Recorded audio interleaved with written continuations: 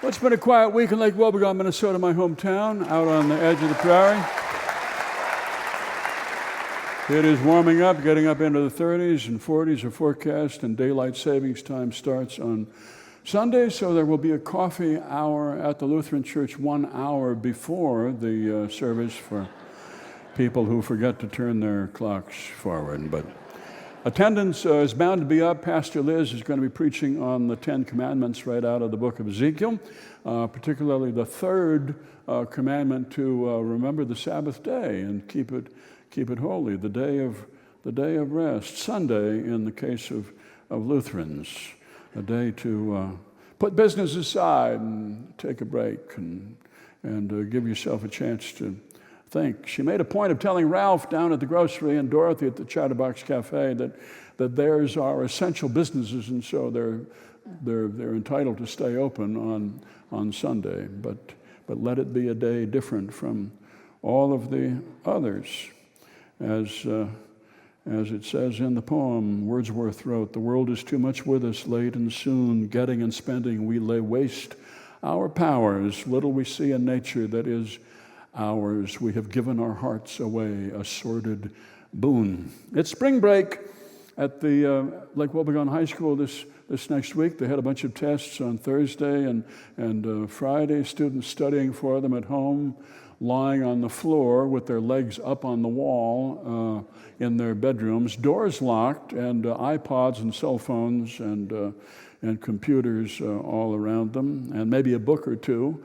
But studying while they're in constant communication with 5 or 6 or 8 or 10 friends, late on into the night, music playing. They go hopping around from texting to email to website to textbook like water bugs on a pond, and then to the kitchen to forage, and then back, and the parents lie awake upstairs listening and worrying because their son has hit the wall in math and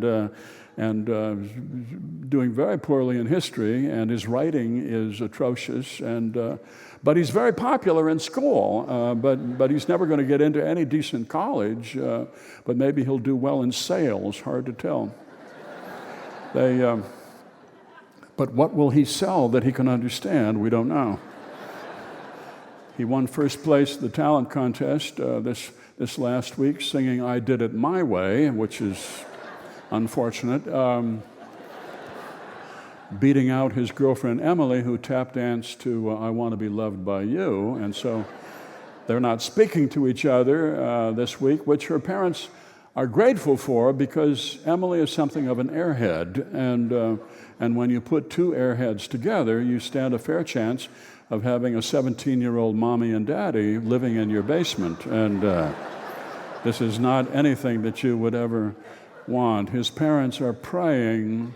They're praying every day, not for anything specific, like Harvard or West Point, but just sort of all-purpose parents' prayer. Just, dear Lord, don't let the worst happen, just pray that it be okay, or at least not as bad as it could have been, just spare us from the worst, and, bestow upon us the not so bad, and amen, and thank you. So, an old graduate of Lake Wobegon High walked into the Chatterbox Cafe this week, Ronnie Detmer. He sat down, he ordered a cheeseburger, and Dorothy walked right over and she said, "Ronnie, don't you go out on the ice. It's not safe. Stay off it."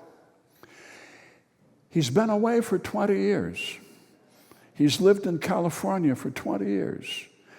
And he's almost forgotten about that March night 25 years ago when he drove his dad's Winnebago out onto the ice with 3 of his pals. They were going to go fishing. It was a warm night. They got drunk, and so they slept in the Winnebago out on the ice, and they woke up to find the ice was melting, and he got behind the wheel, and he gunned the engine, and he made it to shore, but he busted the transmission, just chewed it to pieces, and he bent the frame, and the whole thing was a complete wreck and not insured, and so he had to go to work for 2 years to pay back his dad for the damage that he'd caused. But Dorothy remembered this whole thing of course. And so did other people that he met. He's in San Diego.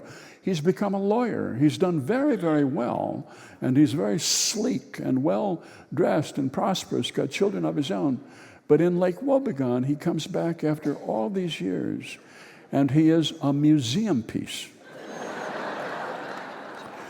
Boy who wrecked the Winnebago. You never, ever get away from it. Lillian Doyle died this past week at the age of 93. No need to grieve. Her service will be on Wednesday at the Lutheran Church. She was a Doyle. She was Irish through and through. But she married a Norwegian, and over time she came to love him in her own way. But she was Irish all the way. She was critically ill about 10 years ago, but refused to die with a Republican in the White House. And so she rallied, and she got another decade out of just sheer stubbornness.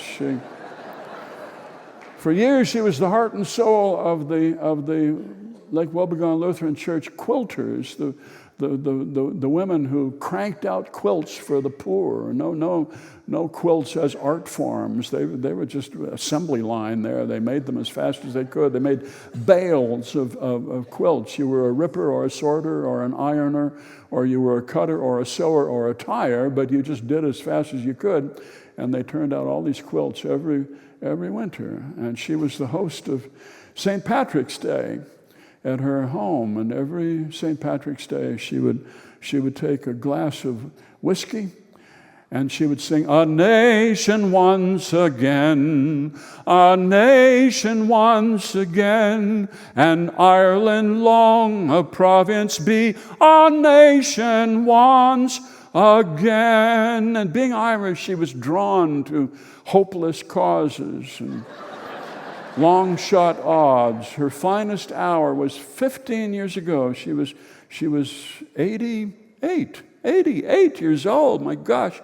When the Postal Service announced that they were going to close our post office and said that the Lake Wobegon postmark would no longer be used, that our letters would from now on be stamped St. Cloud.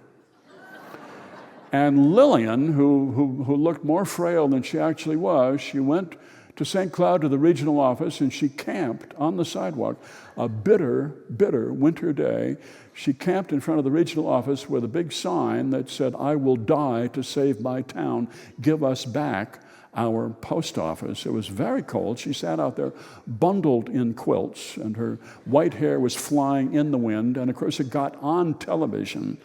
And Lillian, when she saw the red light on the front of the camera go on, Lillian sang in her cracked, ruined voice, "I'll die to save my town.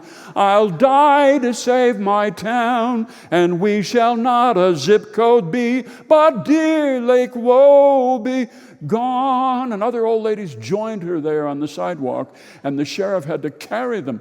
Deputies had to carry them into jail. They refused to go. And Washington was on the phone the next day, concerned that these old battle axes were going to croak, and then what?